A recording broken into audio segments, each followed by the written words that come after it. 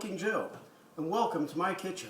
Today we're going to be making some Smokin' Joe's beer can chicken, and it's going to be made with very simple household ingredients that you have, and of course some Smokin' Joe's.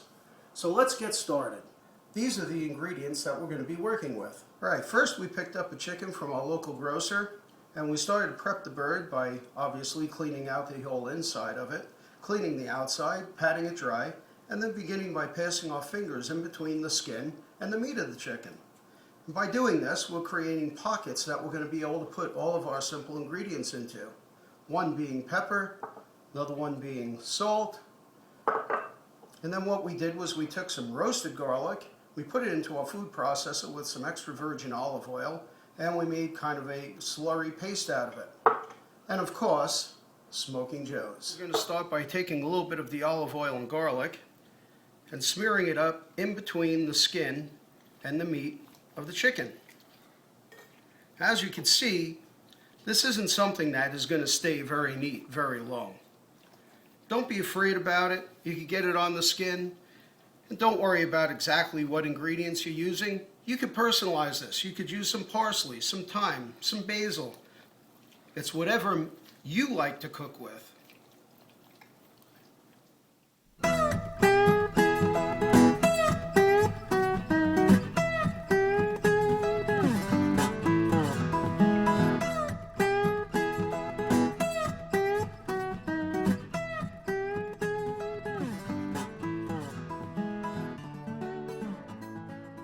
At this point, you should have been able to have rubbed down the entire inside of the chicken with your olive oil and garlic. At this point, you could also take some pepper and you can rub sure that all of it is coated very well and very evenly. Worst thing that you want to have is somebody biting into just a mouthful of pepper. I found that just by patting my fingertips into the seasonings, I get a nice even coating on the inside of the bird. Now we're going to rub some Smokin' Joe's Cajun barbecue sauce into our chicken, in between the skin and the meat, the same as we did with the olive oil and the garlic. We're going to slather it up pretty nicely, get some on the inside.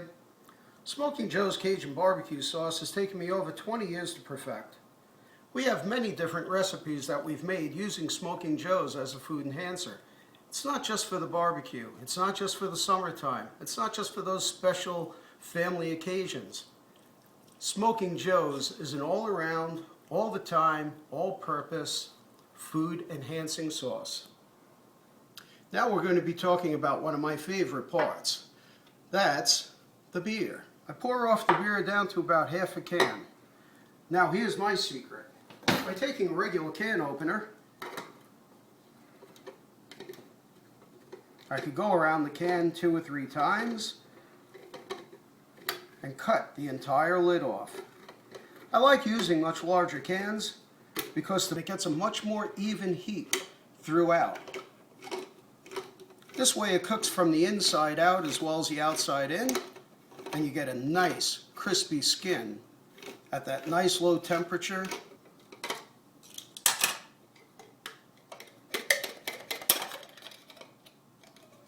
Right now, I'm going to show you another little secret of Smokin' Joe. Starting at the upper rim, right about where the line is, I make a little hole and then very carefully cut down the can. I don't want to go anywhere down into the level of the beer, so I stop at just about half. I try to go around the can and I make about 6 slits. What this is going to do is it's going to help the heat and all of the essence from the Smokin' Joe's and the beer get up into the bird. So what I've done is I've made my vertical slit. I make a small horizontal slit at the top and the bottom, and I ever so gently take the tip of the knife and I fold the aluminum onto the inside. As you can see, what I have now is a wonderfully fluted, slitted, open-sided beer can. Now that we've prepped our can, and we have roughly 1/3 to 1/2 of a can of beer still left, we're going to take some of our Smokin' Joe's Cajun barbecue sauce, and we're going to mix in 3 4 good heaping tablespoons of Smokin' Joe's. At this point, we're ready to assemble our chicken on top of our beer can, and then we're going to stitch it up using a few toothpicks.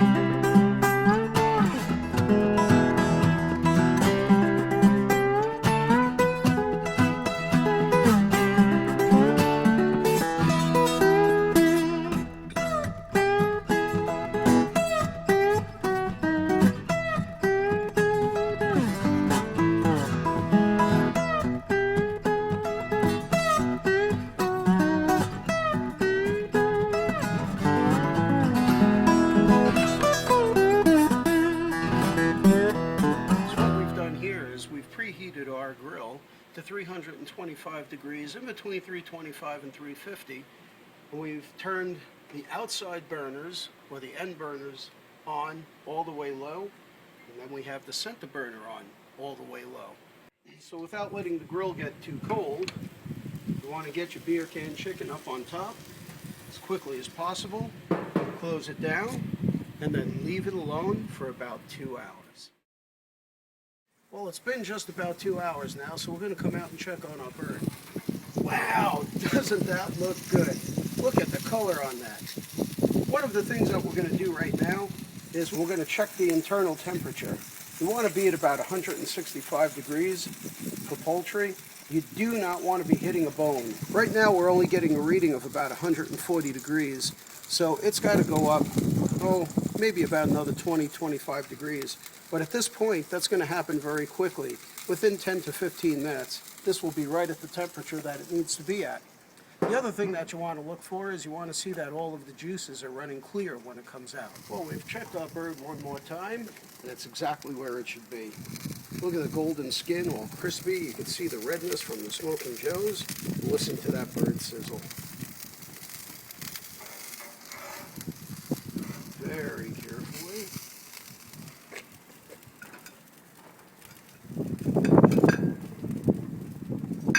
Sometimes it's a little tough to get the bird off of the beer can, especially when you're using larger ones. So I just try to clear the skin away from the bottom of the beer can that it might have tightened up on or burned onto. I grab the beer can very firmly with a pair of tongs, and I lift the chicken off of our beer can. I wish you were here to smell what this smells like. Now we're just going to tent the chicken with a piece of tin foil, and we're going to let it post-cook for maybe about 5 to 10 minutes. Just now that I've been done cutting up Smokin' Joe's beer can chicken, that is what you're going to have to enjoy. I'd like to hear from you what your ideas are for Smokin' Joe's sauces. Thank you, my friends, for coming and visiting Smokin' Joe in his kitchen. You all have a good time now.